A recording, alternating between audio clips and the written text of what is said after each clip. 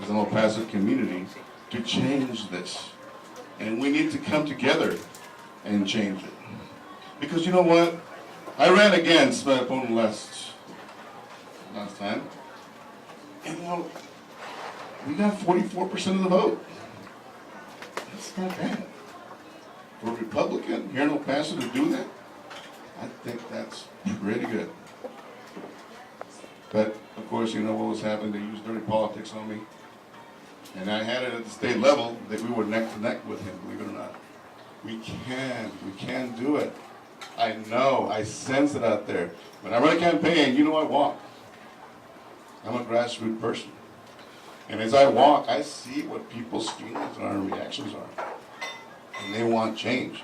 The problem is to get them out to vote, right? So I think sticking together, so that's why I have Oscar here, the folks here, or the Garza here, because it's not that time as a really good state senator.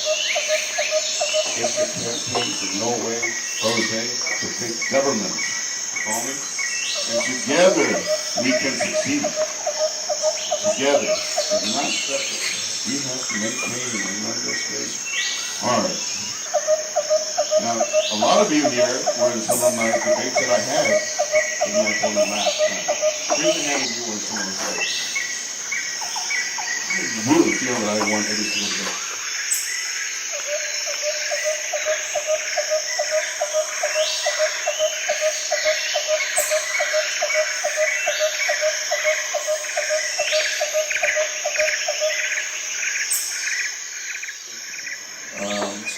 For the kind words.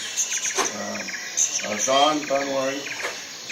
Mr. Don, I love that name. We can go together. Don, thank you for your kind words. And about Gregorio, I got some more kind words. Gregorio, thank you for your kind words. Gregorio, you do fine. You do fine speaking up here. Oh my God, you're a pro. You know why I like Gregorio?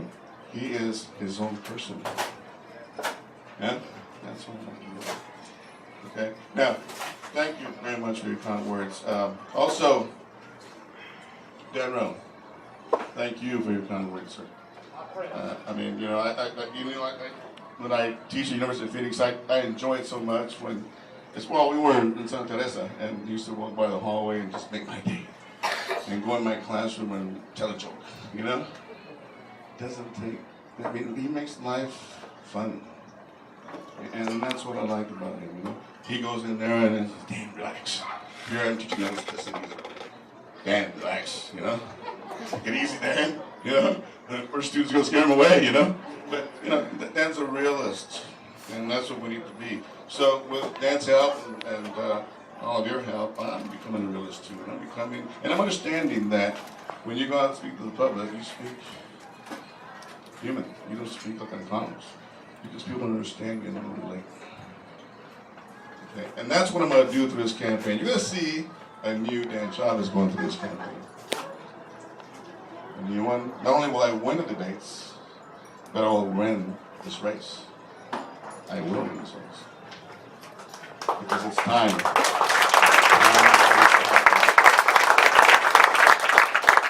I'd like to thank my beautiful wife, Holly, for being on my side. She's always there for me, and thank you for that. And my mom, I mean, you know, there's no one like mom. She's back there. So, Mom, where are you? She's always by your side, you know, so thank you, Mom, for being there for me as well. And Pablo Munoz, I gotta mention Pablo Munoz, because have any of you been to my website and seen that video? The video that I have there on small business?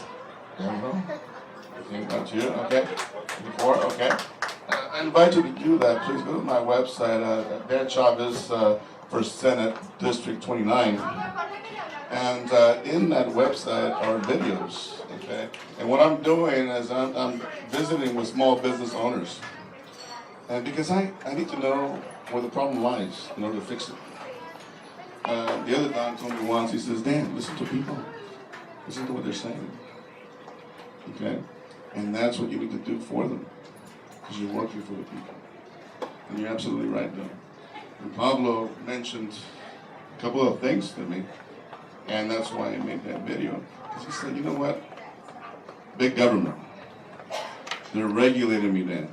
They're wanting me to fix my trucks to make it more efficient.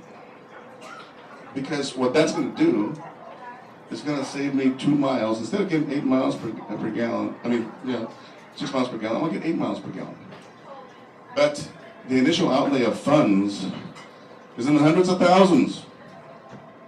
For a small business owner, that is not what he needs.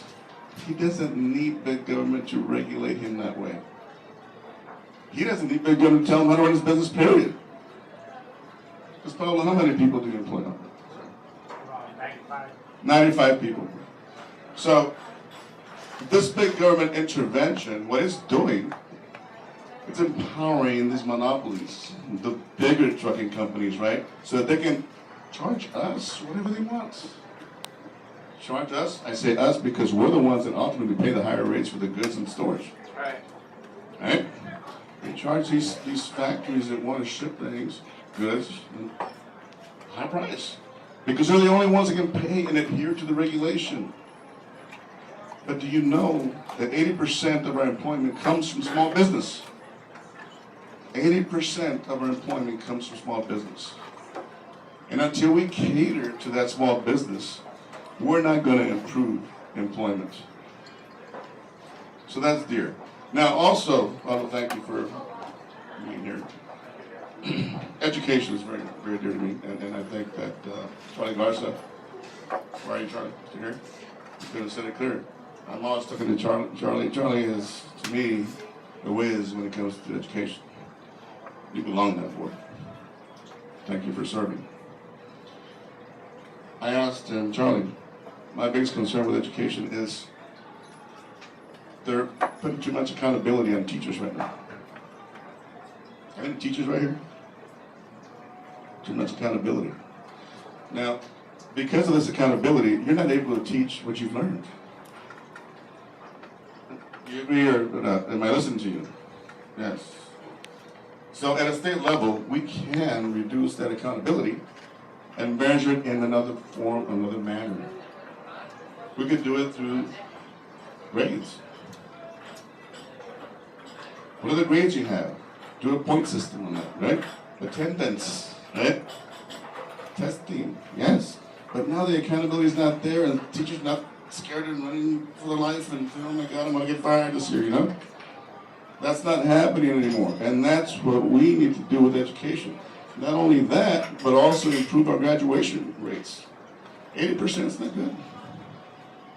There's been studies that shown that you improve graduation rates from 5% by 5%. Then I always have stats, okay? That's going to improve economic development in Texas by $2 billion if we improve our graduation rates by 5%. Can you imagine that? We can do that. How do we do it? Well, we got to get more counselors there so they can follow these students as they go. Because you know what? They see them in freshman year and then they talk to them and they see them again. My daughter Amy here.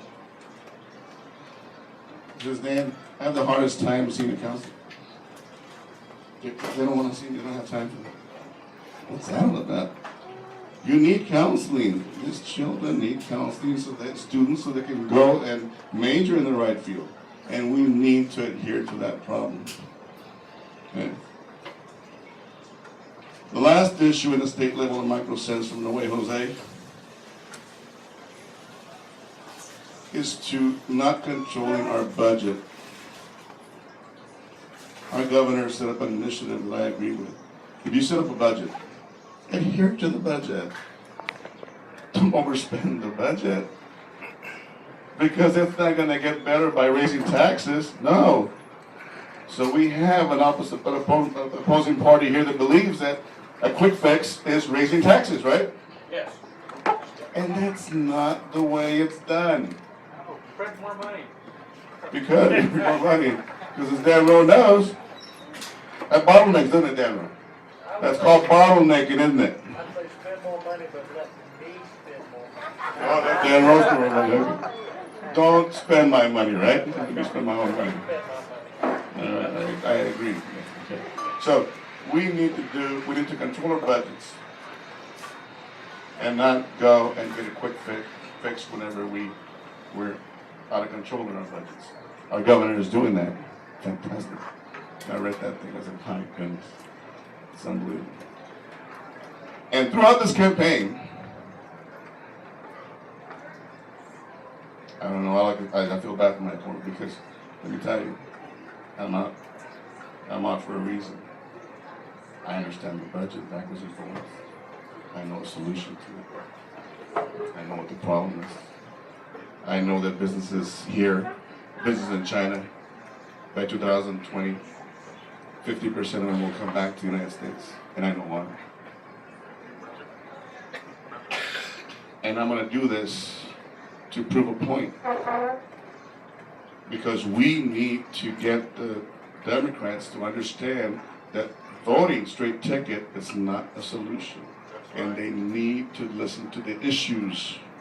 And as we go, that's why we're running as a team, and that's why we're running as a team and supporting the campaign to No Way Jose. As I said, are we, fellow Republicans, going to sit back and watch our unemployment rate worsen? No. Your answer is No way, Jose, right? Yes. Say it with feeling, no? Are we, okay, Opasans and Republicans, fellow Republicans, going to sit back and watch the government conduct irresponsible fiscal policy? No way, Jose, right? Okay? Are we going to sit back and watch our education dwindle that our students and our children deserve? The answer is no way, Jose. God bless you and God bless America. Thank you for coming.